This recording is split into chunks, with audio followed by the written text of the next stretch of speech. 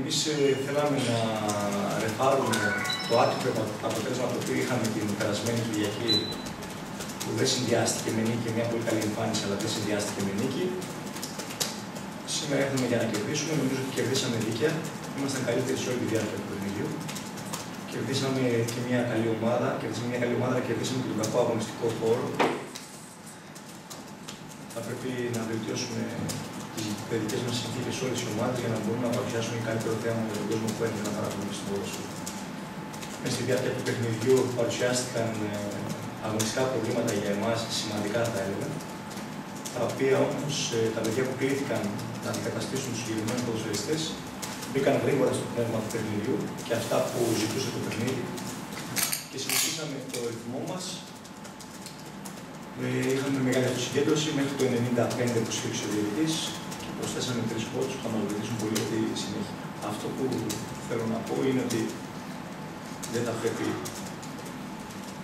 να πατάμε στα πόδια μας, στη γη, γιατί το πρωτάθλημα τώρα τελείωσε ο πρώτος γύρος και όπως καταλαβαίνετε υπάρχουν πάρα πολλά παιχνίδια μπροστά. Ούτε ο πρωταθλητής βγαίνει κερδίζοντας ένα παιχνίδι εκτός έδρας, αλλά δεν πρέπει να έχει και απογοήτευση όταν δεν μπορείς να κερδίσεις.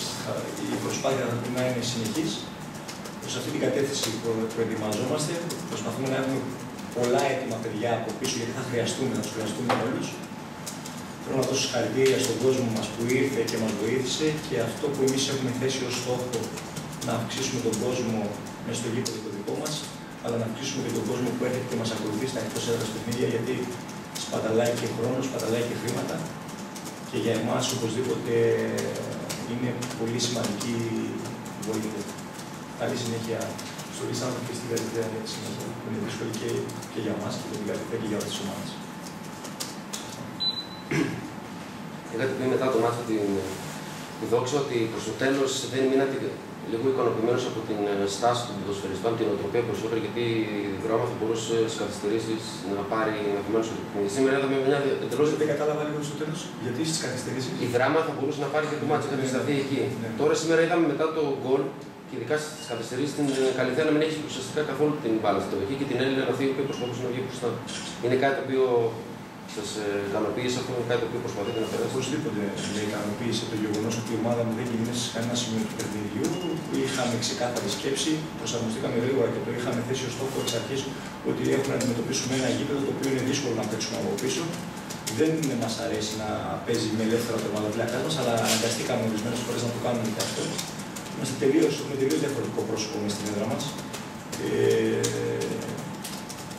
Αυτό που προσπαθούμε είναι μέρα με την ημέρα και παιχνίδι με την παιχνίδι να αλλάξουμε την νοοτροπία και να περάσουμε την νοοτροπία που αρμόζει μια τέτοια ομάδα όπως είναι η ΑΕΛ που έχει την βαρύτητα.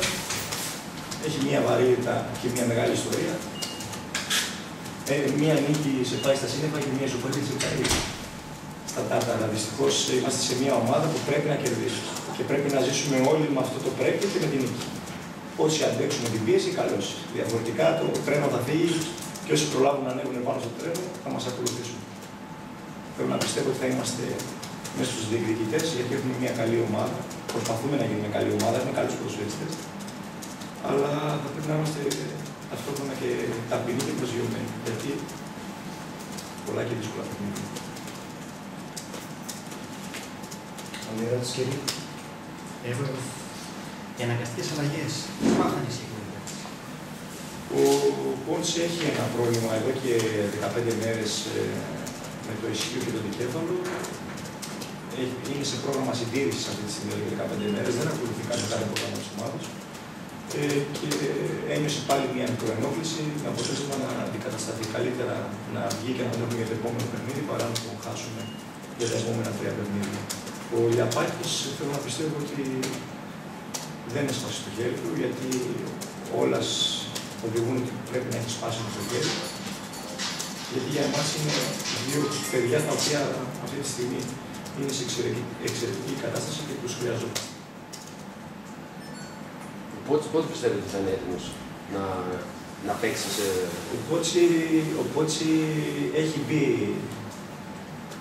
με την ομάδα εδώ και 1 εβδομάδα. Απλώς δεν θέλουμε να επισπεύσουμε την επιστροφή του. Θα πρέπει να είμαστε ιδιαίτερα προσεκτικοί γιατί είμαστε βέβαιοι ότι θα μας βοηθήσει και αυτός από την πλευρά του όταν θα είναι έτοιμος. Γιατί αγωνιστικά αυτή τη στιγμή δεν είναι έτοιμος. Υπολογίζω ότι στο επόμενο 15 20 θα είναι έτοιμος για να παίξει παιχνίδι. Τώρα, αν οι συνθήκες μας αναγκάσουν να το χρησιμοποιήσουμε, δεν θα το χρησιμοποιήσουμε. Μάλιστα.